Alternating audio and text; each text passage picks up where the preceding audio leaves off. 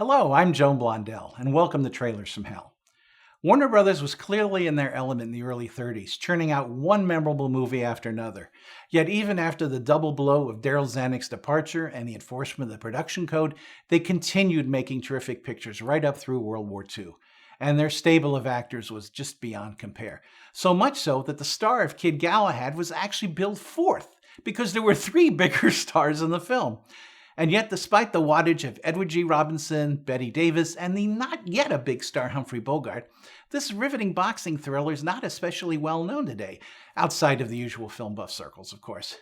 Too bad, because it's really a knockout.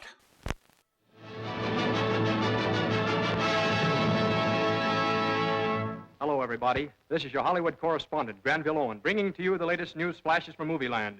We are broadcasting direct to you from Stage 7 of Warner Brothers Studios, where Edward G. Robinson and Bette Davis are just about to complete the last scene of their new picture, Kid Galahad. And from the reports I've heard, it is bound to be one of the most exciting and dramatic pictures of the year. It was not unusual for studios, especially Warner Brothers, to shoot special footage for a trailer, often featuring the film stars telling us how great their new picture is.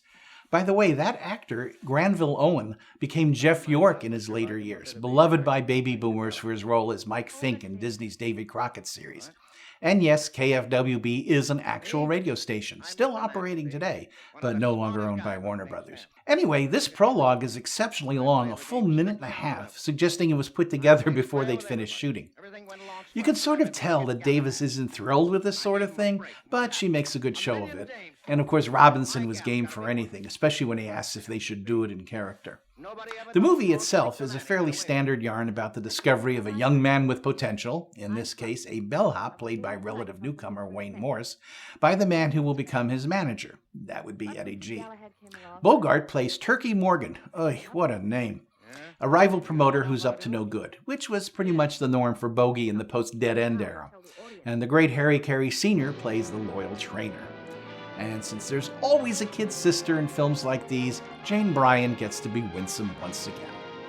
Unlike many of her other films of this period, Davis really liked Kid Galahad, stating it was one of the best prize fight movies she'd ever seen, and adding that though her role wasn't especially large, it did give her the opportunity to make some interesting choices. Plus, she was keenly aware that it would expose her to the male audience a lot more than many of the women's films she'd done up to that point. Michael Curtiz directs with his usual vigor, to the point that in one scene, Morris actually knocked out William Hod. Curtiz thought the scene looked faked, until he realized Hod wasn't getting up.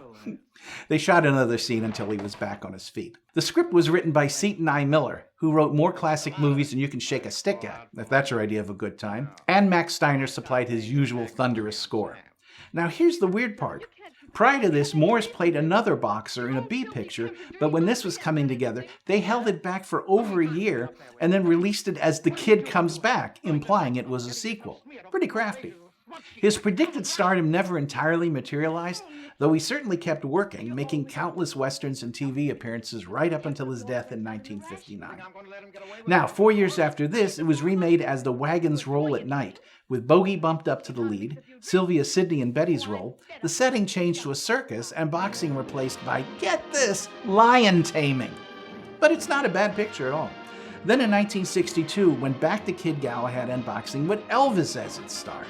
It was one of his last dramatic roles for years, and Phil Carlson did his usual pro job. But neither of them can really beat this original, which is a prime example of the Warner machinery at its slickest and most professional. The kind of solid mid-range film we just don't see much anymore, with the kind of distinctive actors who've also pretty much gone down for the count.